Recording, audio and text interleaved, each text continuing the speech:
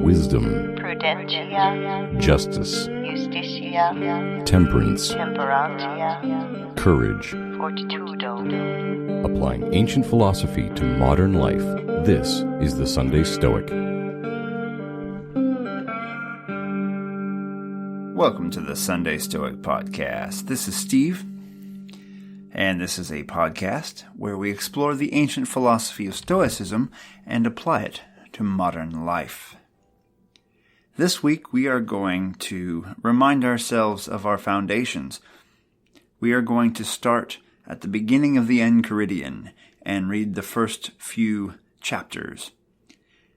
The Enchiridion, as you know, is a book not written by Epictetus, but it's a book compiled by one of his students named Enchiridion, who got to sit at the feet, if you will, of Epictetus and take down lecture notes, and he wrote the discourses. And the Enchiridion, or the handbook, as it's also known, is kind of a distilled version of the teachings of Epictetus. So we have this handbook that you can easily put in your pocket, and it may not be the most fleshed out view of Epictetus's views, but it is a handy way to remind yourself of the views and values of Epictetus and suggestions on how to live if you're going to live a Stoic life. The Enchiridion by Epictetus. 1. There are things which are within our power, and there are things which are beyond our power. Within our power are opinion, aim, desire, aversion, and in one word, whatever affairs are our own. Beyond our power are body, property, reputation, office, and in one word, whatever are not properly our own affairs. Now the things within our power are by nature free, unrestricted, unhindered, but those beyond our power are weak, dependent, restricted, alien. Remember then, that if you attribute freedom to things by nature dependent, and take what belongs to others for your own, you will be hindered, you will lament, you will be disturbed, you will find fault both with the gods and men.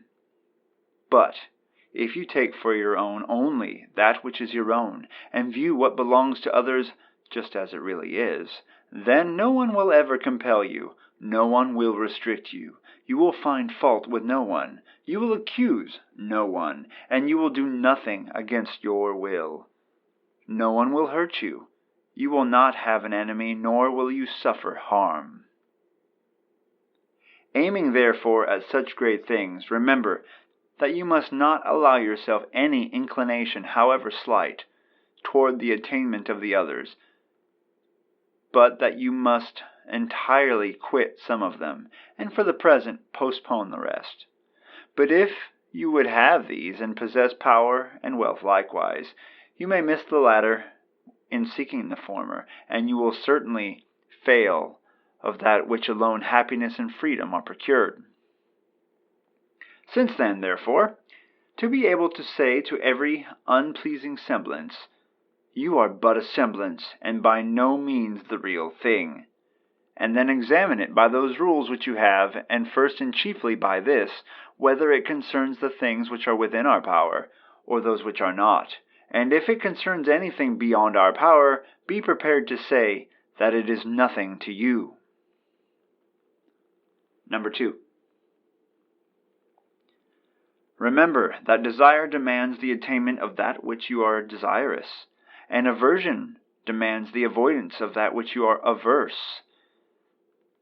That he who fails of the object of his desires is disappointed, and he who incurs the object of his aversion is wretched. If, then, you shun only those undesirable things which you can control, you will never incur anything which you shun. But if you shun sickness or death or poverty, you will run the risk of wretchedness. Remove the habit of aversion, then, from all things that are not within our power, and apply it to things undesirable which are within our power. But for the present, altogether restrain desire. For if you desire any of the things not within our own power, you must necessarily be disappointed. And you are not yet secure of those which are within our power, and so are legitimate objects of desire. Where it is practically necessary for you to pursue or avoid anything, do this with discretion and gentleness and moderation. 3. With regard to whatever objects either delight the mind or contribute to use or are tenderly beloved, remind yourself of what nature they are, beginning with the merest trifles.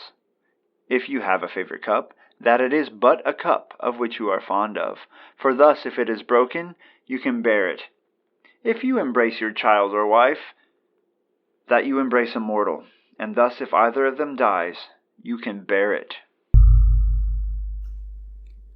So the Enchiridion number 1, we've heard this one before, but it's very important, and it's sort of one of the cornerstones of this philosophy. There are things in your power, there are things that are not. And it's worth a constant reminder that our opinion, aim, desire, aversion, those things are in our power. But our body, the things we own, the people we know, the offices we hold, the jobs we have,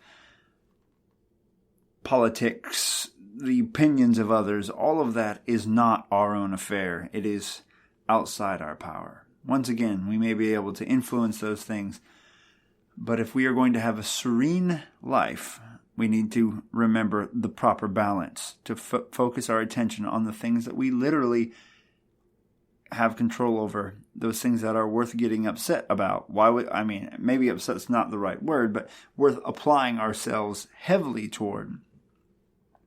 And have our happiness tied in with. Our happiness is tied in with what we desire and what we're averse to. And we need to figure out how to make the things we desire to primarily be those things that we have most control over. And the things that we're averse to should also be things that we have control over, because those are the only things we can avoid, and the only things we can truly obtain are things that we have control over. So he reminds us then that if we place our values properly, no one can restrain us. We won't find fault with others. We won't be mad at others anymore because what they're doing won't seem personal, like personal insults to us. Someone that cuts you off in traffic, it won't feel like they did it personally to you. No one can make you do something against your will if you don't fear their consequences, right? And so we cannot suffer harm from others. We can suffer harm from our own doings if we fail at what we're attempting to accomplish here, but others literally cannot harm you in that sense. But we have to sacrifice to do this. We have to give up on the things that others are pursuing.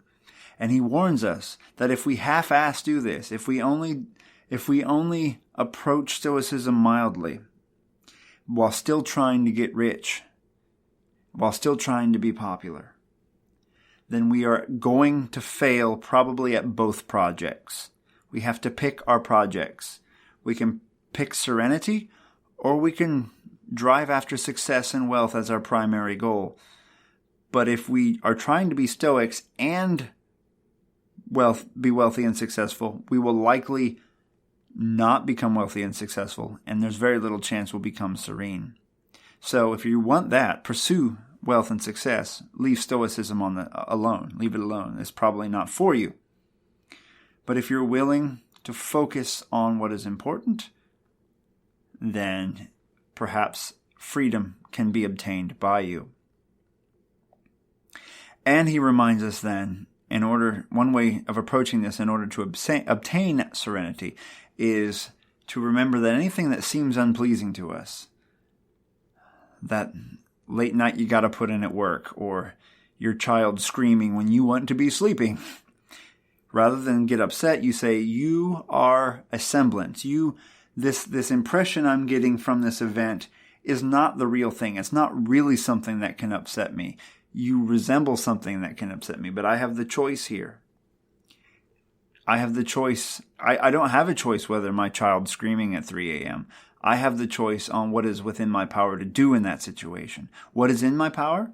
First of all, to not be upset. And what is my duty? To provide care. So I am doing a wonderful thing in that case. I can't control the child and whether or not they can sleep, but I can respond. And I can respond with reason and with love. The second reading ties into the first, reminding us of the fact that we really got to be careful with aversions and with desire. We have to recalibrate our compasses. We have to be desirous of things that we really could attain and that we could obtain absolutely 100% of the time if we apply ourselves. You can't guarantee that you'll make $1 million. That's not really worth being an actual object in your life. But what can you guarantee? You can guarantee that you can become a calmer person, a more reserved person, a person who enjoys small pleasures in life, who enjoys helping others. You can work on these sorts of habits, your internal character, and focus on that. Other things beyond that may well come to you, and you may have opportunities, but if you make those your goals, then you are likely setting yourself up for failure and at the same time missing out on true serenity.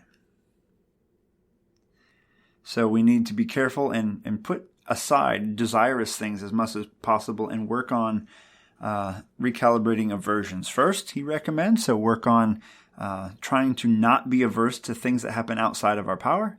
So traffic jams and kids screaming and mortgage debt and all of those things that you might have right now.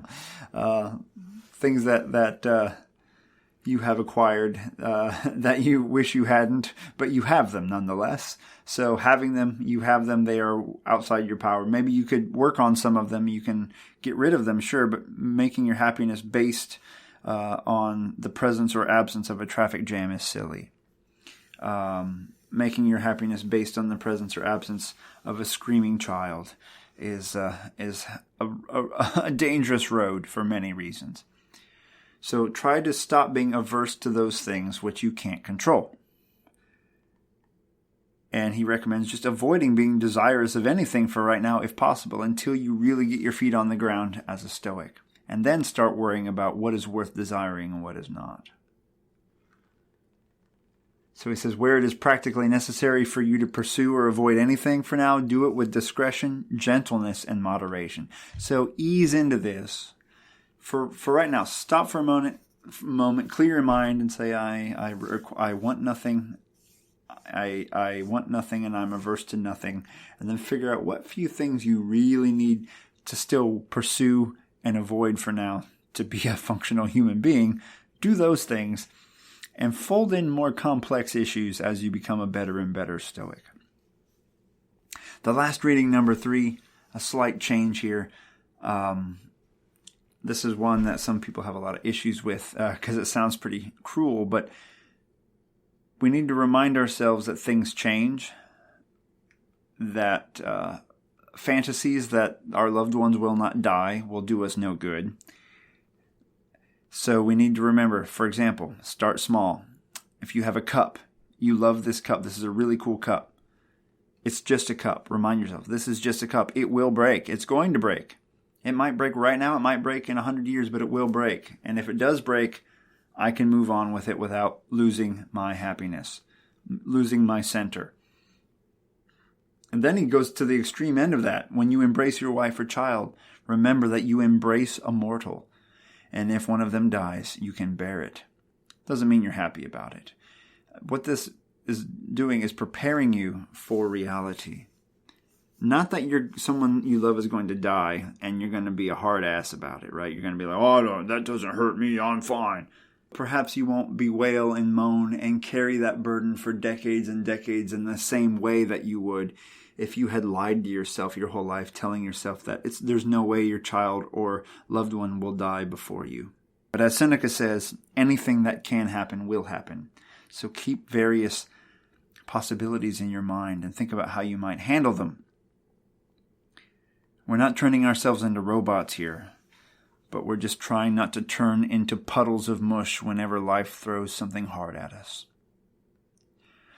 So those are the first 3, we'll call them chapters, of the Enchiridion. Perhaps I will move forward in order with a few more in the very near future. Thank you for joining the Sunday Stoic podcast, and if you'd like to support the show, give us a good rating on iTunes or whatever platform you listen on. That really helps to bolster the number of people that will pay attention to a podcast like this. Share it on social media. And if you want to throw a few bucks to me on PayPal, sweet. Or if you're a hardcore Sunday Stoic listener, you can join me on Patreon, www.patreon.com/SundayStoic. I am not sure what the next episode will be because I'm on my way to my in-laws soon for Thanksgiving. I'll be spending several days there, so I might be recording the next one on the road. We'll see what happens. But either way, you know I'll be there. I hope you'll be there too. And I'll see you next time. Carpe diem. Thank you for listening to the Sunday Stoic. If you enjoyed the show, please subscribe, rate, and review the Sunday Stoic on iTunes. Become a member of the Sunday Stoic team, earn rewards, and be an integral part of the show by becoming a patron at www.patreon.com/SundayStoic. Contact the show by emailing sundaystoic@gmail.com or by leaving a voicemail at 501-503-3132. To find out more, visit www.sundaystoicpodcast.com. And as Steve always says, Carpe diem.